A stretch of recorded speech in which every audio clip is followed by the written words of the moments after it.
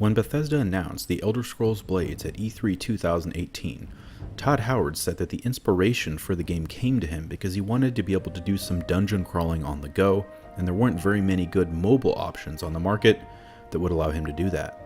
Thus, Bethesda created The Elder Scrolls Blades. The initial reveal seemed promising. After all, Bethesda's previous mobile game, Fallout Shelter, was roundly applauded for its non-invasive monetization scheme and for its respect for your time. Unfortunately, The Elder Scrolls Blades doesn't do either of those two things very well, but it isn't all bad. Keep in mind, the game is still technically in early access, and Bethesda has been making changes almost weekly. This review serves to give you an overview of the game itself, the story, graphics, gameplay loop, and general monetization scheme.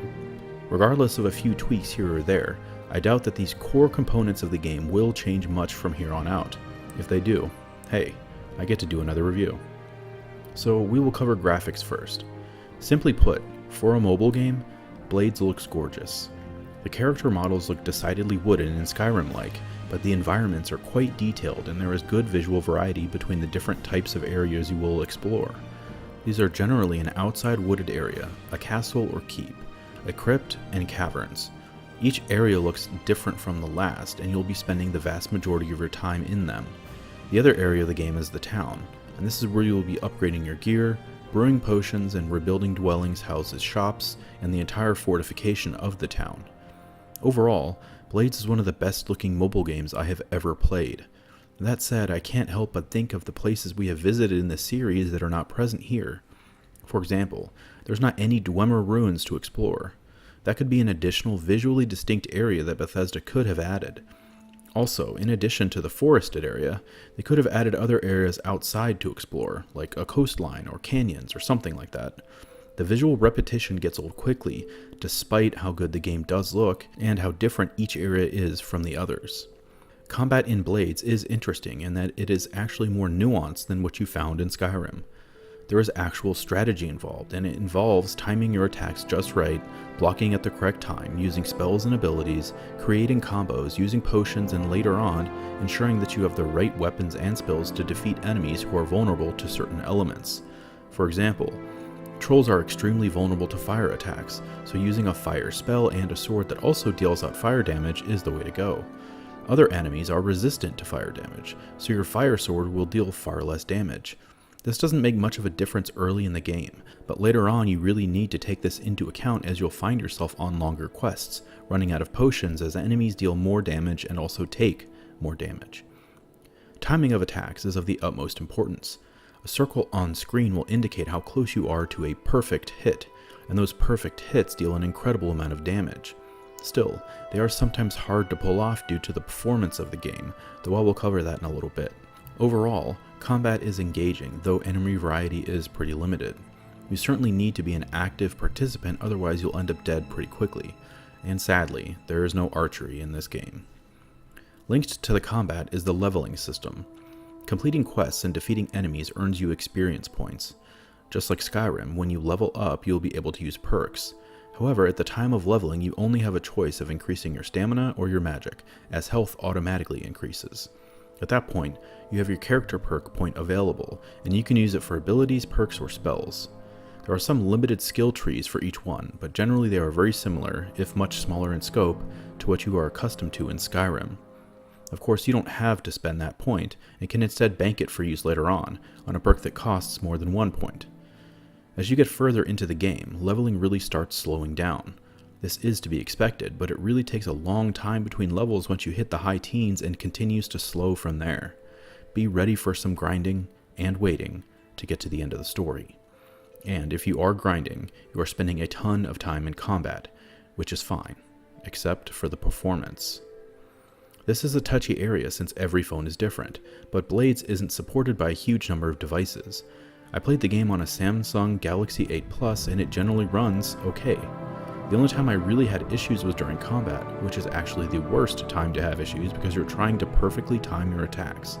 There are sparks and spell effects that produce hitches in the frame rate which directly affect the timing of your attacks. It is frustrating to say the least. Now, this issue may not occur on a newer phone, so you'll have to see if you are affected by it. Moving on, though there's not much to cover on this topic, but the music is merely passable. This is a huge disappointment because the Elder Scrolls games, since Morrowind really, are known for having stellar scores. The same cannot be said for Blades. The main title theme is just okay, and the town theme is forgettable. Music in dungeons is basically just ambient. Overall, music is a disappointment.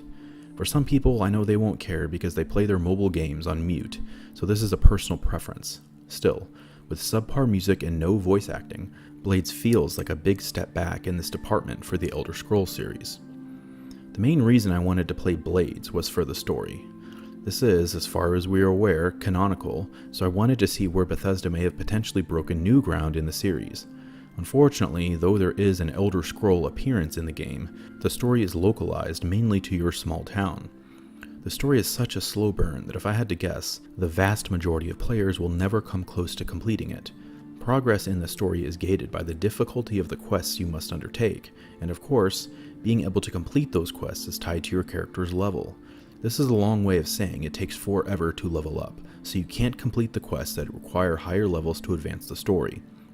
By level 21, I had 5 main quests, all of which had 5 skull indicators on them, meaning I am not even close to being able to take those on at my current level without dying a lot. And dying carries a huge penalty. You either have to use a Scroll of Revival, which are rare to begin with, or you have to pay gems, which are equally as rare, if not more so.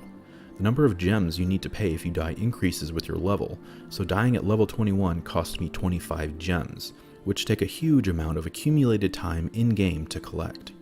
So beyond following the main story, what else is there to do in Blades? Well, you essentially want to grow and enhance both your town as well as your character. The town can be upgraded by fixing the exterior walls and the gates. Inside of the town, you must rebuild homes, and this is where you sink all of your money in collected materials for the most part. As you level up your town, the cost to do so increases dramatically. When I first started, I needed a handful of materials and some gold, but once I progressed above level 20, just building one house became extraordinarily expensive in terms of materials as well as gold. Upgrading your character's gear, which is done at the smithy and enchanted at the enchanter's tower, also comes at quite a cost, as you must upgrade the shop before you can even craft new items. Crafting new items is also equally expensive in terms of materials and gold. Not only that, all this upgrading and crafting takes time. A new house built in my town now takes nearly 24 hours to build. Crafting armor or weapons takes hours, and if you are upgrading existing armor or weapons, you can't use those items until crafting is completed. Outside of completing quests to collect more gold and materials, there is the Abyss. This is an endless dungeon where you see how far you can progress before dying. The rewards in the Abyss have evidently been reduced, as in a previous version of the game you could find legendary artifacts while doing runs, but Bethesda has taken those away. Exploring the Abyss at later levels didn't really provide much in the way of incentives for me to return. The items I collected weren't really any better than what I got just by completing smaller quests, and since your items degrade with use, they need to be fixed at the smithy. This costs a lot of gold the higher your level is, so it eventually gets cost prohibitive. The gameplay loop is such that you will want to upgrade your character's gear and complete your town.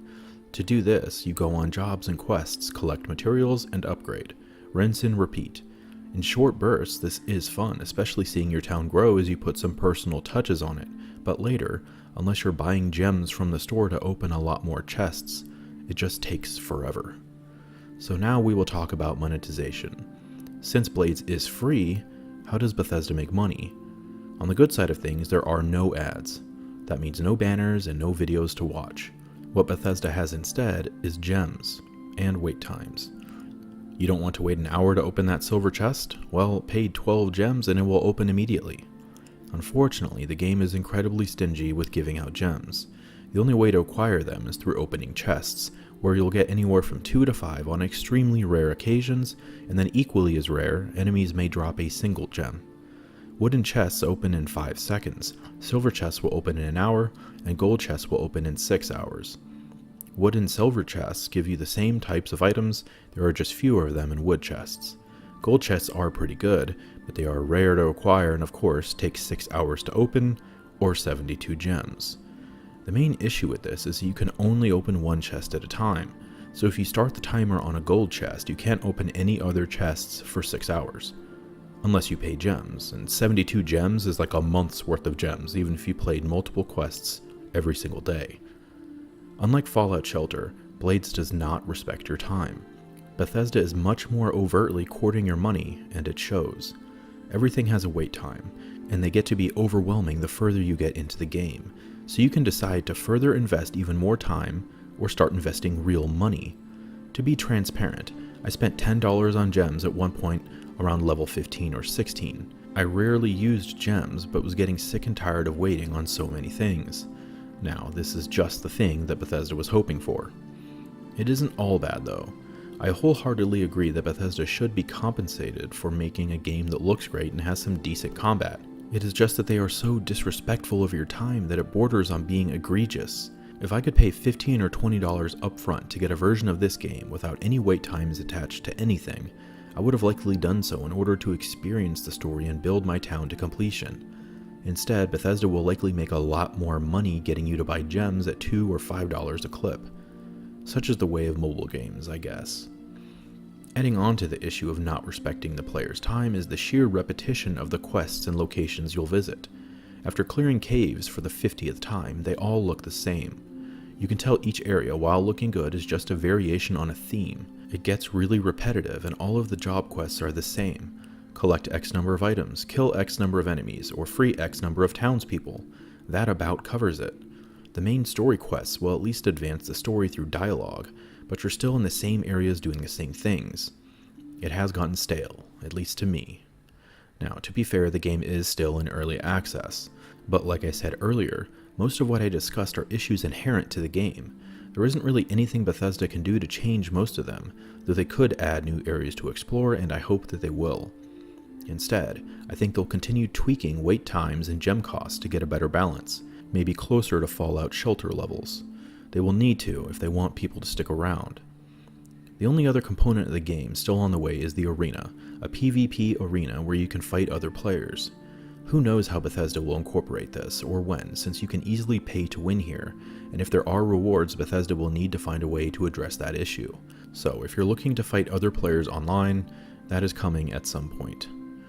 All this being said, given that Blades is technically free, is it worth your time?